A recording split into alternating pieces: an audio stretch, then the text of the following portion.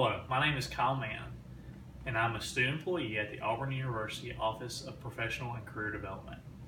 So today I'm going to talk to all you freshmen about how to get the job done at a career fair. So I'd say I have a couple of tips and tricks from a little prior experience, and hopefully I'll be able to help you out in mastering the career fair. So I'd say tip number one is making sure you have a professional resume.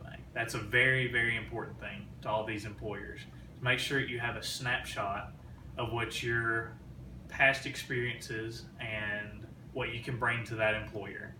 So I know some of you will be looking for internships, some of you will be looking for full-time jobs here pretty soon, but either way, you will need a professional resume. If you have any problems with that, have any things you need help with, you can just come and talk to us at the Auburn University Office of Professional and Career Development.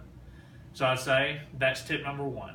Tip number two is to make sure that you're addressing business professional. That's something that I see a lot of problems with as a senior. A lot of people don't understand that you need to make sure that you have professional attire on when you're meeting with these people. Just making sure that for these employers, you're making a good first impression by being well-groomed, well-pressed, and looking the part. I would say the third tip I have for you is just be confident and be yourself. That's something I see a lot of people, they've practiced and practiced and practiced, but then they're not confident when they talk to these employers. So when you talk to these employers, you need to come up, give them a firm handshake, and make them understand that you are who you are, and show them what you have to bring to the table. So the next tip I have for you is just to make sure you listen to the employers and listen to what they have to say.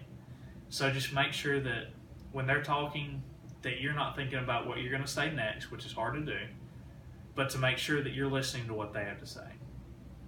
That's a very important thing for future talks with the employer, to make sure that you understand what they're going to say. Next, I would say to make sure that you do your homework on the employer. Just make sure you have a pretty good idea of what the company does.